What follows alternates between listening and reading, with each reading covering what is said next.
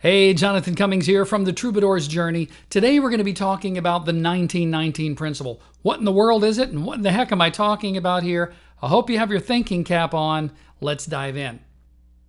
Don't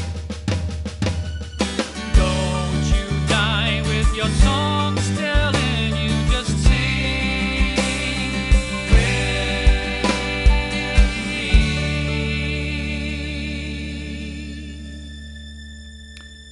I'm Jonathan Cummings. Welcome to the Troubadour's Journey. What's new and exciting? I hope there's something new and exciting with you, with me. There's always new and exciting things happening. I'm not going to bore you with my life right now. We're going to be diving into this information, and it's very, very deep. Now, like I've said before, your brain is not a computer, and I think that we kind of know that. But let me ask you something. If you were going to lose weight and get healthy, how would you do that? I mean, if you were able to separate yourself from all of the noise in the world, separate yourself from all of the technology, get somewhere where it's quiet, where you can listen to your inner voice and ask yourself the question, I want to lose weight and get healthy. How am I going to do that? What would you do? I am going to assume, and yeah, I'm going to make an assumption here, that you would eventually come to the conclusion that the only way to lose weight and get healthy is proper diet and exercise. I mean, isn't that just self-evident that that's true?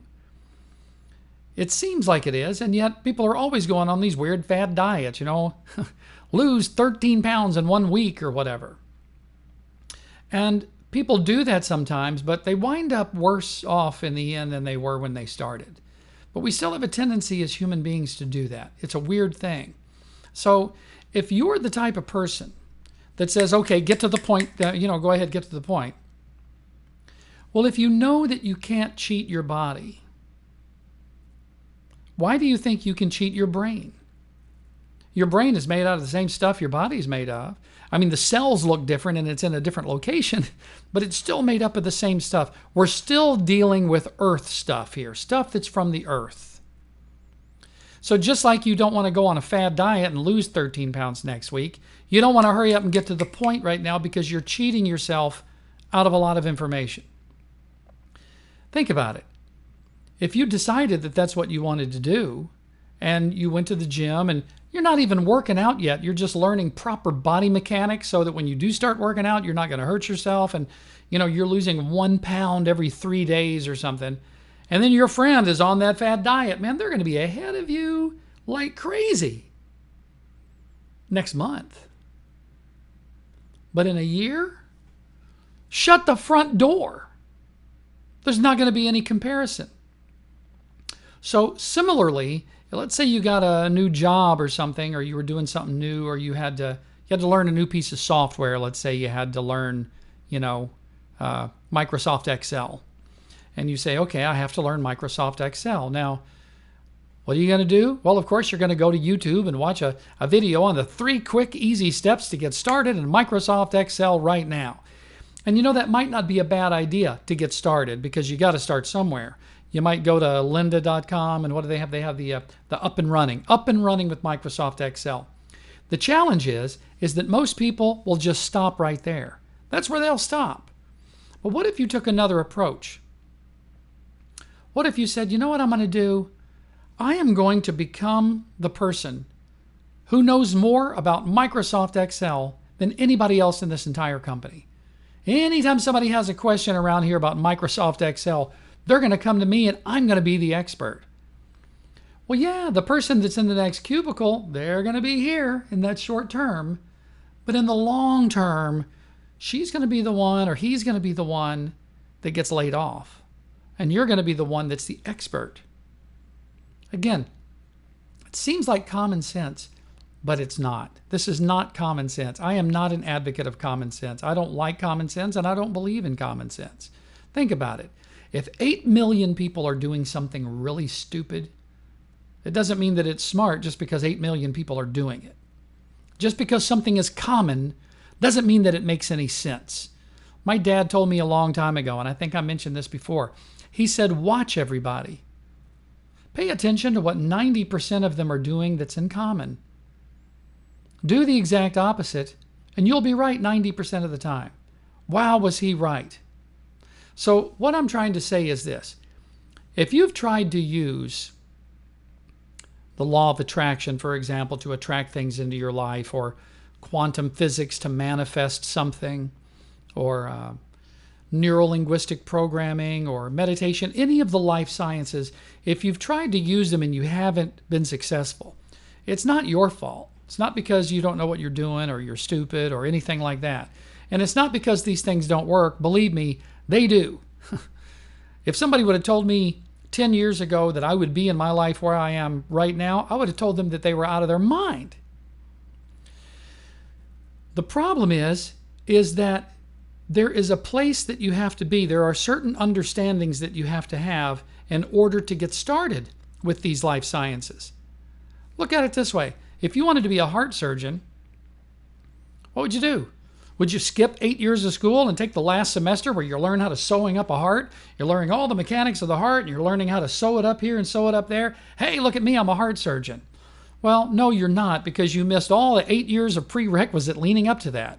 And I'm telling you that before you start to dive into these very, very deep and powerful concepts, such as the law of attraction or quantum physics or meditation and such, there's a certain amount of prerequisites that we don't really do here in this modern age.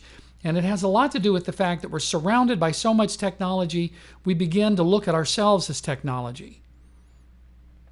That's why we think we can program ourselves to success or install new beliefs.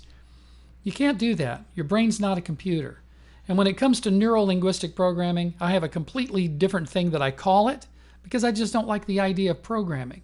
I mean, even Tony Robbins called it something different. He called it neuro-associative conditioning, and he used that for pretty much his entire career.